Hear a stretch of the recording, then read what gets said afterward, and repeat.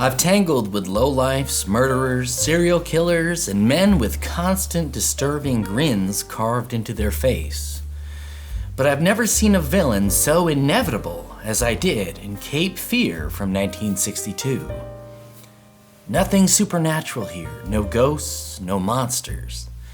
This is something much worse. The abyss of the human mind and the potential for evil that lurks in us all. This movie offers sheer terror in a way most movies couldn't dream about, because this is a story that could absolutely take place. Cape Fear is the slow, methodical tightening of the noose, and once it starts pulling, it doesn't let go.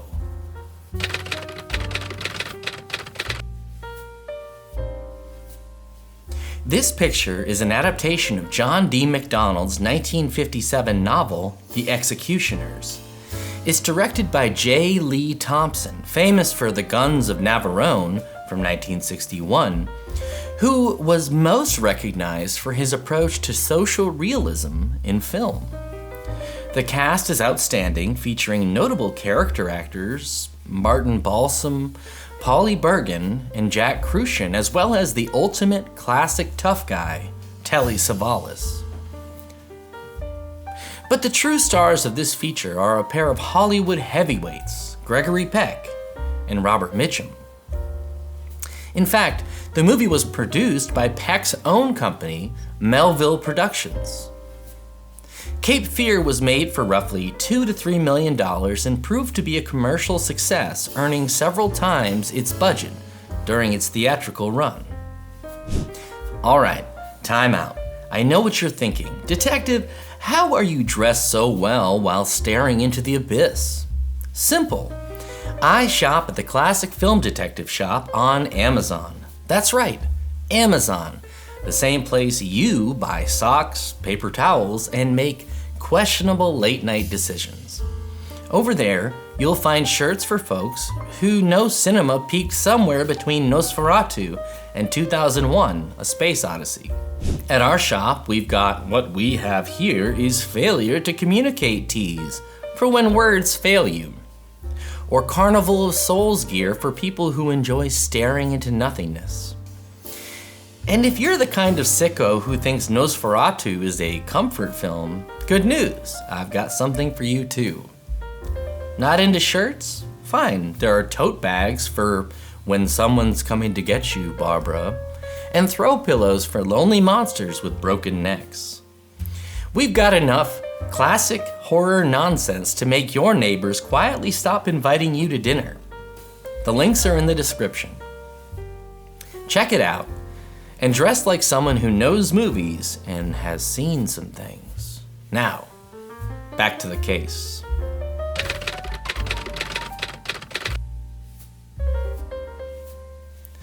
Cape Fear would be considered a risque film today, and so much more so in 1962. The story is about an attorney named Sam Bowden, played by Peck, who is visited by Robert Mitchum's Max Cady. Cady has just been released from prison for a violent sexual crime, and he seeks revenge, blaming Bowden for his conviction.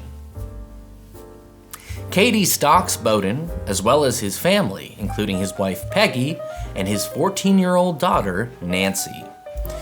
But Cady is clever and ruthless, knowing the law and dancing around any legal recourse for Bowden, forcing him to find other solutions to his Max Cady problem.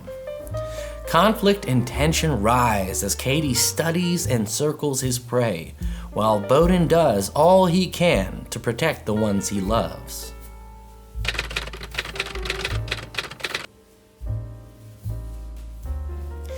Gregory Peck is a strong lead in this film, and the audience roots for him and his family, but he's not the reason to watch Cape Fear. The real reason? Robert Mitchum. Robert Mitchum is one of the best, if not the best, villainous actors of all time. His depiction of Max Cady makes even his frightening portrayal in Night of the Hunter seem tame. Mitchum's Cady is charming, intelligent, violent, and loathsome. I don't know that I've ever seen a creepier, more disgusting character on screen before. This film will turn the stomach of any decent human being, especially in its depiction of Max Cady's predatory fixation on Bowden's teenage daughter.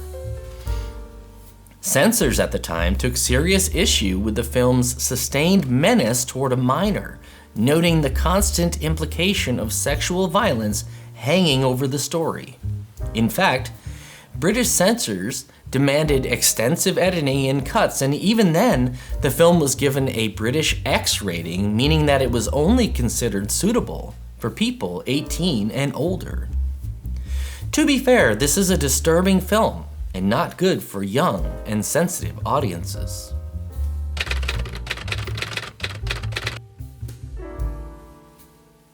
So, should you watch Cape Fear? As we've already discussed, this film ain't for everybody. But if high action, unbearable tension, and unparalleled villainy are what you seek, then this movie will deliver. Mitchum and Peck are the perfect opposing pair, to the extent that I wonder if Hollywood will ever see their equivalent.